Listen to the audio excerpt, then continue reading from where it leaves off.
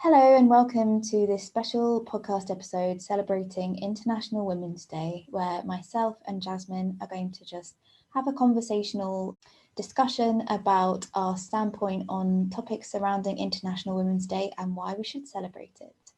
So without further ado, I'm going to crack on and start this off with a question for you, Jasmine. First off, how are you today? I'm great. How are you? Not too bad, yeah. So a bit of a hard-hitting one, but I think it's important to ask this question. So why do you think it's important to celebrate International Women's Day? I think it's important because we don't get many days as women to be recognised or to recognise ourselves as in like the achievements that we have made, or to celebrate just what it is to be a woman and identify as a woman. Because we talk a lot about sexism in the workplace. We talk a lot about the fact that we live in a world that is designed for a man more than anything else. And so it's just having that moment in the year to just kind of be like, yeah, like these are all the reasons why it's fantastic to be a woman, to identify as a woman, and to celebrate the women in our lives, or the women we want to be, maybe as well. Yeah, absolutely. I think that's a key point at the end, that who we want to be. So maybe you haven't already got to that point, but we're on a journey to celebrate who we are now and who we want to become in the future, which is so important. Celebrate yourself at every stage. Definitely. So where are you now feeling empowered and disempowered as a woman in your own life? So you can take this on a career level or personal level, however you would like to answer it. I know it's a bit of a tricky one as well, but it's funny because this year I turned the big 30, and I think with that brings a kind of level of reflection on years gone past and years coming up. So I think when I think of myself as, the woman I am today, it's kind of like a chapter is closing, but it's a chapter that's completely made up, isn't it? Like, who cares that I'm turning 30? Like, I actually don't care. But there's this in the build up to it. It's like I do care, and I don't. I know I'll turn 30 and nothing will change. But there's obviously certain pressures in terms of, how's my relationship going? Am I going to get married? Am I going to move on to a new job? Do I want to change career? Is motherhood on the cards? Because we've got that ticking time bomb as well. And so I am finding myself this year reflecting a lot more on that side of things. Go back to your question again. What was your other point? So it's about empowerment and disempowerment in different areas of your life and how you feel it's affecting you. Yeah, so I guess at the moment I'm maybe having like a wobbly patch in terms of how I feel about myself as the woman I am. But I don't feel like it's a wobbly patch that's gonna stay for long. I think I'll come out the other side of it quite like prepared to get on with the next 10 years of my life. Maybe. And I almost hate that this is how I'm feeling, because there's just no need for it. And I get really upset for friends that are feeling this way, and suddenly it's my turn. And I'm like, oh God, now I know why you were having those kind of doubts. But things to be empowered by is kind of, we have a lot more freedom at the moment, with the COVID situation. Hate to drop the C-bomb so soon, but I'm feeling really kind of positive in where the world is moving to on that department, not every department. And I think I just feel ready to take the bull by the horns this year and really like have a fantastic year for me, in whatever that shapes, whether it's me spending time with family and friends, or taking up new hobbies, or just crossing the bridge of 30. While I'm having this kind of wobbly patch, I also feel like quite ready to just take on the world. Girl power and all. And I think it's completely it's completely normal to have those doubts, those fears, those worries as you change into a new decade. But it's a shift, and I don't know if you've heard of the astrological Saturn return, but if you're coming up to 30, you're going through it. So there's that natural alignment of feeling like, who do I want to become? and how is this affecting me? And I think you put it really, really beautifully there. And yeah, taking that forward into the next decade. This is a fun one. If you could have dinner with 3 inspirational women, dead or alive, who would they be and why? Oh, that's really tough. But you know what? Someone immediately came to mind, and that was Janis Joplin. Janice Sorry, everyone. Janis Joplin. Janet Jackson? No, it's Janis Joplin. She immediately came to mind just because maybe recently I was watching some of her old interviews. She just seemed so cool. Yeah. And like gave no shits. I'm just so into it. And I just think her at a dinner table would be amazing. I think she'd get the best out of the room. Maybe like some politician's wife, as in way back, like a really old, I don't know who it would be. Maybe Winston Churchill's wife. I'd just love to get the gossip. I feel like these women are very different to the women that I am.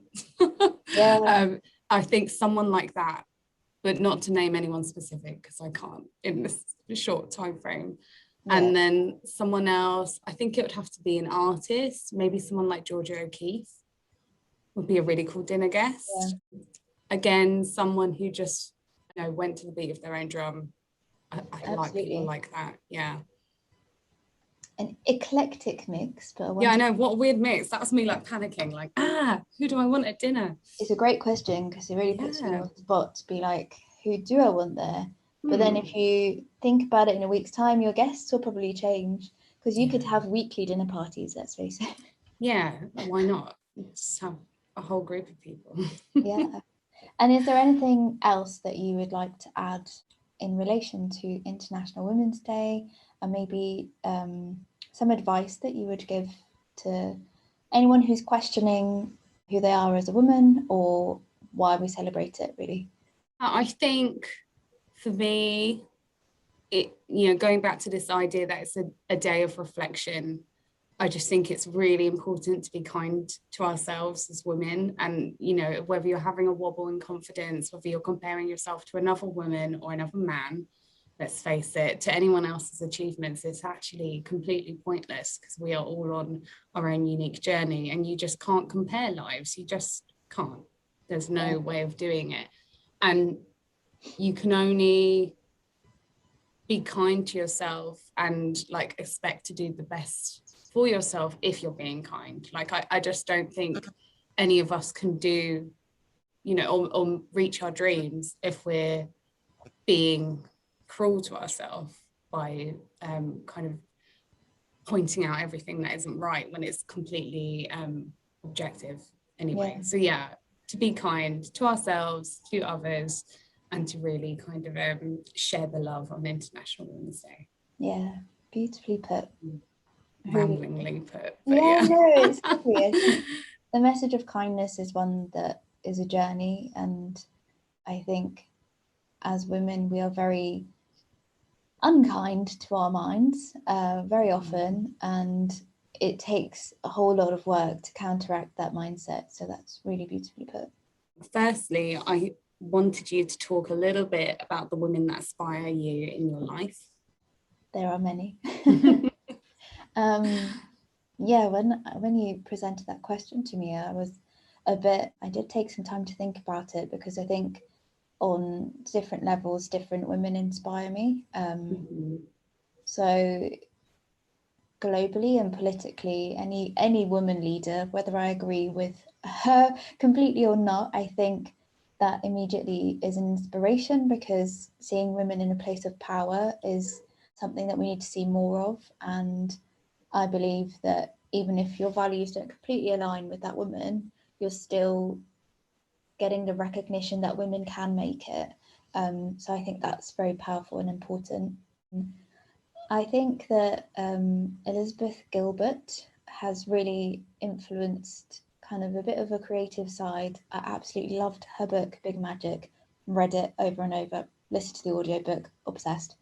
I just think the ideas in there are really inspirational, and she as a person is very inspirational to change her life at an older age and obviously detail it in Eat, Pray, Love. And then go on to like inspire other people to kind of take that leap of faith. She was a woman who was midway through her life, had a complete change and just went for it. Not to say that that wasn't without reservation or doubt. I'm sure those things came up for her. But in the book Big Magic, it really is that kind of catalyst to be like, why not? That's kind of what the element that I got from it at the end was, why not? And I think that's a big one for women, saying all the can'ts, won'ts, shoulds, coulds do come into play when maybe you think a bit bigger, but they shouldn't, because why not? And coming now as a small business owner, that mindset shift really needs to be drilled in every single day, because the doubts, the worries, the financial instability affects your mental health and how you see your value and your worth in the world. That's been a really powerful inspiration. And then I have a family of women. I have a very large family full of inspirational women, from the matriarchs of my grandmas, who had a very profound influence on me, and all the way to like my mum and my sister, who my mum inspires me a lot. And now that I've changed a bit of side career into Pilates, my mum is a yoga teacher. So that's a really beautiful kind of mentorship as well. She helps me a lot with any worries or stuff I have with that in work and in life. And I have a lot of female friends who are definitely inspirational.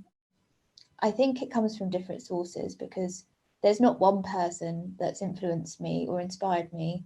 I think it's a collective experience, and talking to people about things, opening up, then you think like, oh, what they're doing, it may not seem like a huge shift, but then when you open a conversation, I don't know if it's something like about finance or about stuff that you don't usually talk about, then you can think, actually, if you look back on where that person was 1 year ago and where they are now, so this is one of my close friends, I find her really inspirational, because she's definitely changed her whole life in a year. And I just find that stuff really inspirational. It's not necessarily a big thing or like one person, but I think sharing that experience as women is an important part, and celebrating it in International Women's Day. So long-winded answer. It's really, it's such a nice answer, and it really made me think about this idea that the distrust of women actually stems from the power of the knowledge that women hold and share together. And I think it's so true, because you're right, when you open up, and I think women have this innate ability to open up on a really emotional level and share in a really kind of unhindered way that people just don't necessarily understand, that we can sit there and be like, I actually, here's my issue, and this is something I'm experiencing, and I want to know your opinion and hear your experience, and take on board everything I'm sort of listening to. And to be able to share that with a wider network, whether that be family members, like in your case, or friends, or mentors even, that's just so beautiful to have that, because there are people who just don't.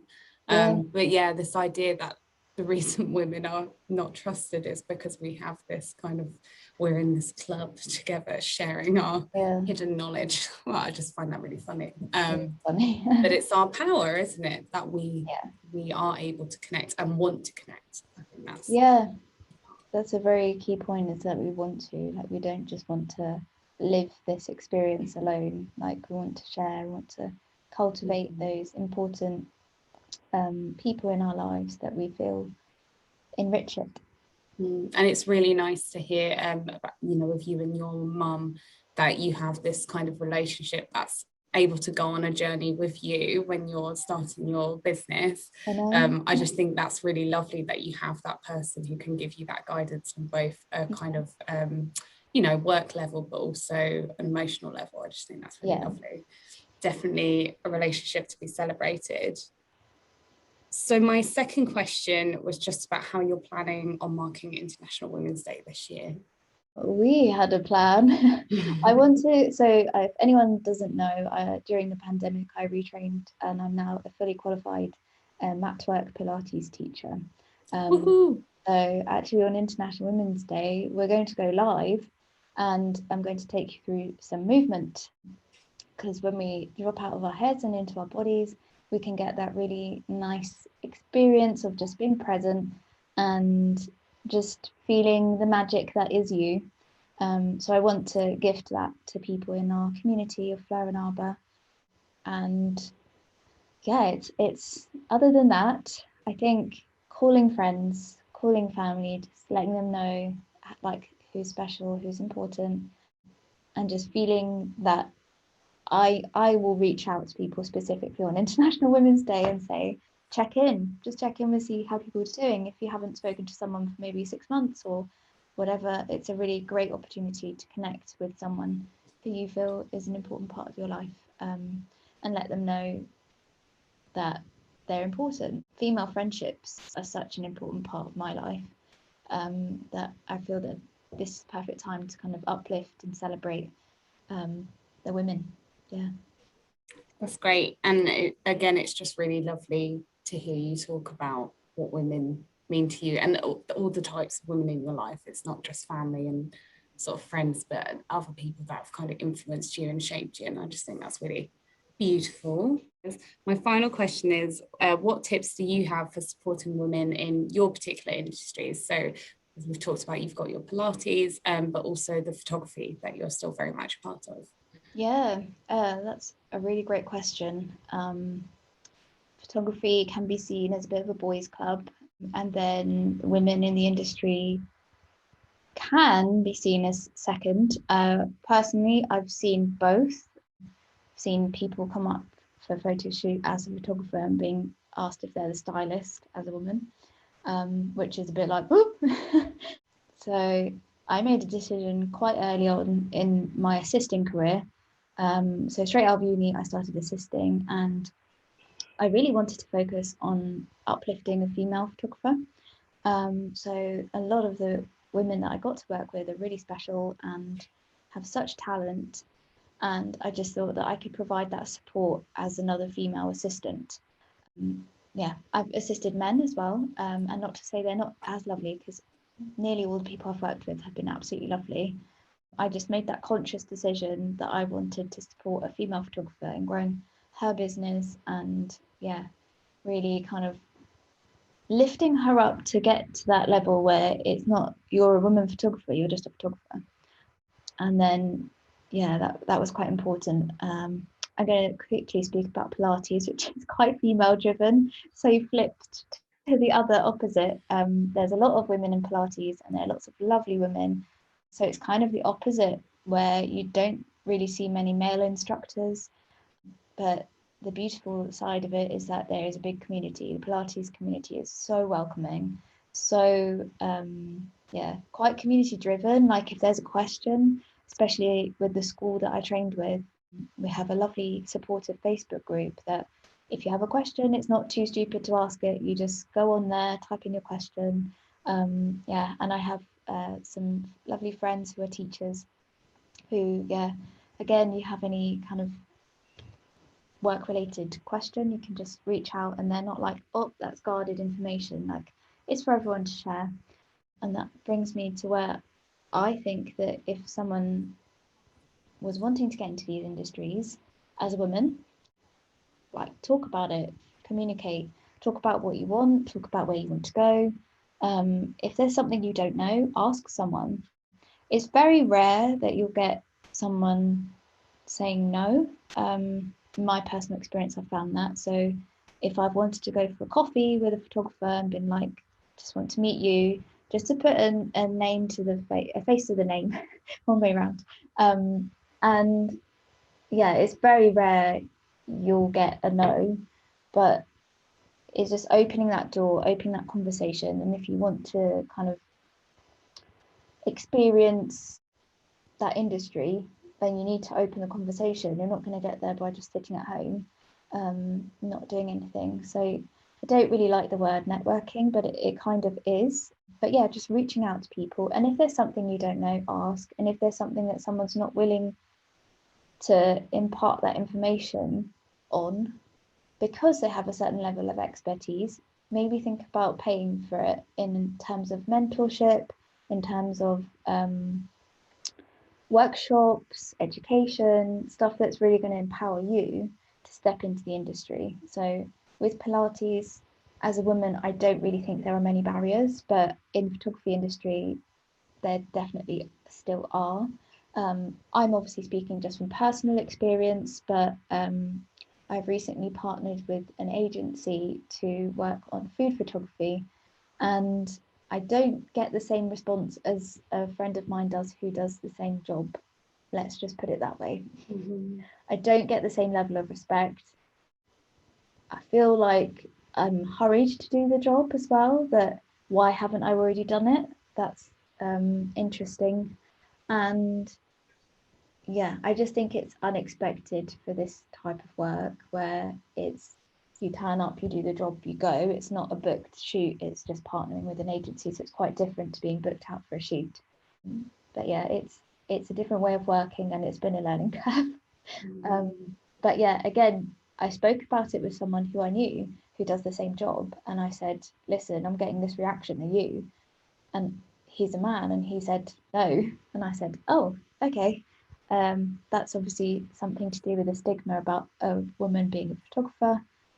But yeah, I'm still passionate about it. I'm still very much looking to work with small businesses that are female led from this year, definitely. Because I feel that's where I can offer my expertise. That's where I can really help a brand or a small business thrive and grow. So if you're an artist or you create a small product, I work with a skincare brand at the moment, and another small business who does kitchenware. So it really doesn't matter the industry. It just matters to me that it's a small female-led business to really uplift them through my expertise as a photographer. So yeah, I think there's a long way to go, but by talking about it, we can kind of open the conversation. And if anyone listening is also a female photographer, then we'd love to hear from you, to hear your experience. So just send us an email or a DM and yeah, open the conversation. And if there's something that you'd like to know that either me or Jasmine can help you with, then we're really happy to speak and yeah, open the dialogue and yeah, not have information that's closely guarded, because what's the point, you know? I don't feel that there's any benefit in me keeping what I just said to myself. Like if I'm having a problem with work, then I should be able to speak about it. But equally, I've worked on lots of lovely jobs with lots of female teams, and to not be a Debbie Downer here. But yeah, I've worked on lots of lovely female-led teams, and yeah, it's a real mixed bag, is what I'd sum it up with. There's good and bad, but I'm sure there is in every industry. Yeah, definitely. But no, I think it's really nice, and you're absolutely right to say, like, do share your experiences with us. This is why we created Fleur and Arbor, so an actual community and a space that people can benefit from. We don't want to be just a kind of passive space of the internet, and we want to learn from all of our kind of our community. It's really important. Yeah. One thing I did want to ask Olivia, in the spirit of sharing and connecting, is there anything you want to say about your photography and Pilates business, how people can follow you, how they can get involved? I think it's like, to me, it's so inspirational that you've gone away and kind of during a really difficult time in lockdown, you've turned things around and managed to study, which is hard. Like studying something new is really difficult, and you should be really proud of yourself for doing that. And then to turn it into a business and this like amazing string to add to your bow, to me, that is truly inspirational. So do shout about what you have to offer. Well, thank you for that lovely kind words. I really appreciate you. If you're interested in moving, something I would the connection between Pilates and photography is an interesting one, but I started doing it at university. So whilst I was studying photography, and I just found it lifted my mood, lifted my energy levels and my mental health, and I've kept going ever since. And as I was assisting, I found that the core strength that I found in Pilates has actually helped with working as a jobbing photographer. So lifting like 5 kg equipment around, like you've got to have a strong core to do that. So they really do feed into one another, and I find that without a form of exercise to really boost your mood, yeah, we all need to exercise. We better find something that we like doing and keep at it. So yeah, please come and follow along. And yeah, any questions, always slide into the DMs. I'm always up for a chat. So yeah, thank you for letting me do my spiel. Thank you. Really great to talk about International Women's Day and all things sort of supporting women. I mean, always a pleasure to chat, Olivia. Absolutely. But, Always pleasure, never a chore. yeah, but yeah, thank you so much, and thank you to everyone listening. And this will be one of, I'm sure, a series of podcasts that we'll keep coming back to. Shameless plug, we have another podcast series called Discussing Self-Love, which is available on our YouTube, so make sure to check out part 1 and 2 of that as well.